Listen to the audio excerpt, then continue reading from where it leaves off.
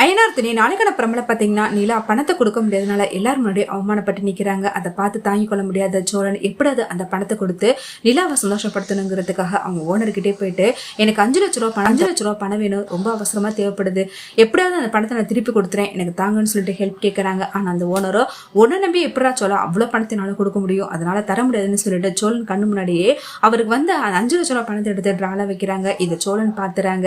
அவர் போக விட்டு அந்த பணத்தை சோழன் திருடிட்டு வந்துறாங்க. வீட்டுக்கு வந்து நிலா கிட்ட அந்த 5 லட்ச ரூபா பணத்துக்காக தானாங்க நீங்க அந்த கம்பெனில போயிட்டு அவ்வளவு தூரம் அசிங்கப்பட்டீங்க, இப்ப போயிட்டு நீங்களும் இந்த 5 லட்ச ரூபா பணத்தை எடுத்து போய் அவங்க கிட்ட கொடுத்துட்டு இனிமேல எதுக்காகவும் பயப்படாம தைரியமா அங்க போயிட்டு ஒர்க் பண்ணுங்க அப்படிங்கிற மாதிரி சொல்றாங்க. நிலாவோ இவ்வளவு பணம் இப்படி உங்களுக்கு கிடைச்சிச்சு அப்படின்னு சொல்லிட்டு கேள்வி மேல கேள்வி கேட்கறாங்க. ஆனா சோழனும் நான் என் ஃப்ரெண்டு கிட்ட கடன் வாங்கிட்டு தாங்க வந்தேன், அந்த பணத்தை கொஞ்சம் கொஞ்சமா அவர்கிட்ட திரும்பி கொடுத்துடலாம், அதனால இதை நினைச்சு நீங்க கவலைப்படாதீங்க, ஃபர்ஸ்ட் இந்த பணத்தை எடுத்துட்டு உங்க ஃப்ரெண்டு கிட்ட போய் கொடுங்கிற மாதிரி சொல்றாங்க. அந்த டைம் பார்த்து அந்த கடையோட ஓனரே அங்கே வந்துறாங்க.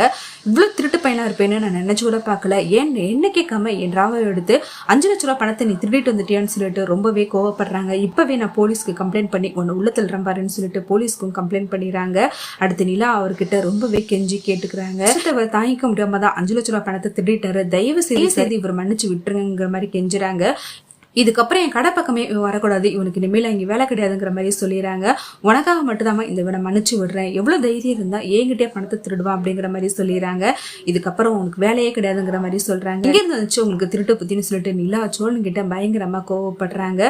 அடுத்து சேரணும், நான் என் தம்பிங்களை நல்லா ஒழுக்கத்தோட வளர்த்திருக்கேன்னு ரொம்ப சந்தோஷப்பட்டேன், ஆனா இப்படி ஒரு திருட்டு புத்தி எங்கடா கத்துக்கிட்டேன்னு சொல்லிட்டு ஒரு பக்கம் சேரன் சோழனை பயங்கரமா போட்டு அடிக்கிறாங்க.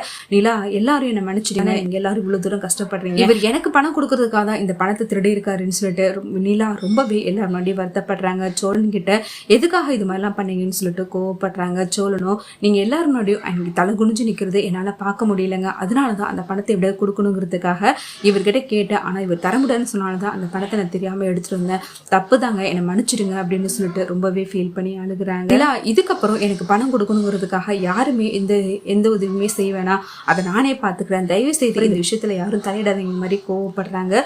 சோழன் கிட்ட இதுக்கப்புறம் என் மூஞ்சிலே முழிக்காதீங்க மாதிரி கோவப்படுறாங்க. அடுத்த நிலா யோசிச்சு பாக்குறாங்க, நமக்கு பணம் கொடுக்கறதுக்காக தானே இவ்வளவு தூரம் கஷ்டப்பட்டிருக்காரு, திருடுற வரைக்கும் போயிருக்காரு, நம்ம நிலா சோழன் நினைச்சு ரொம்பவே ஃபீல் பண்ணி அழுகுறாங்க.